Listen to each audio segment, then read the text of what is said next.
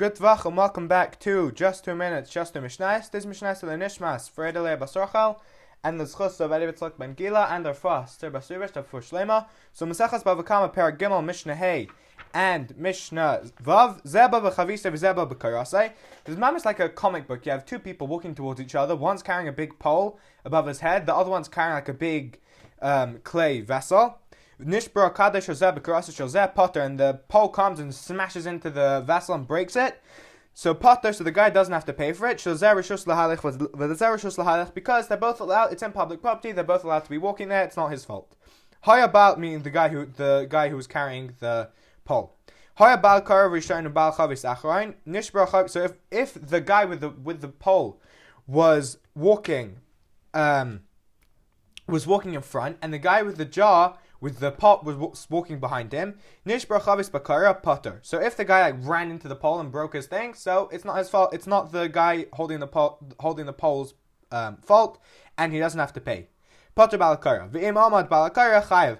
But if they're both walking, and all of a sudden the guy holding the pole just stops, and the guy behind doesn't have time, he smashes into him and smashes his pot. So obviously it's the guy holding the pole's fault, and he has to pay for the pot, for the vessel. V'im amar lebal chavis amoid potter. But if he said to the guy holding the pot, the piece of pottery, I'm tired and I'm going to stop, and he stopped, and the guy just carried on walking anyways. So it's his problem, and the guy holding the pole doesn't have to pay.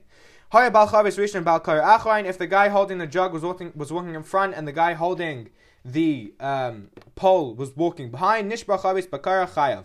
If it broke, so he has to pay because it's his fault. He was walking too fast. He was negligent. He should have walked slower.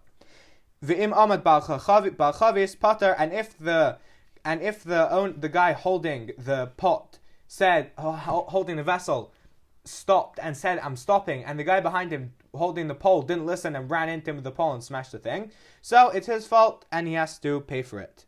If the guy v'im amar lebal koira amoid chayav. So if the guy said, "I'm stopping," so then the person holding the pole doesn't have to pay. But if he just stopped out of nowhere, it's his own fault that his thing broke. How is the guy behind him supposed to know? And if we have a case where one person's walking with like a piece of flax and one person's walking with a lit torch, so it's the exact same case. Mishnah Vav Shnaim Shahayim Mahalchem B'Shus Rabim. You have two people who are walking or running in B'Shus Rabim, public property. Echad Ratz v'Echad Mahalach. One's walking and one's running towards each other. Or they were both running towards each other. They're running. They smack right into each other. Mamish just like out of a comic book. So neither of them have to pay because they're both allowed to be running, and it's their own fault they smash into each other. Good vach, and those are today's Mishnayos.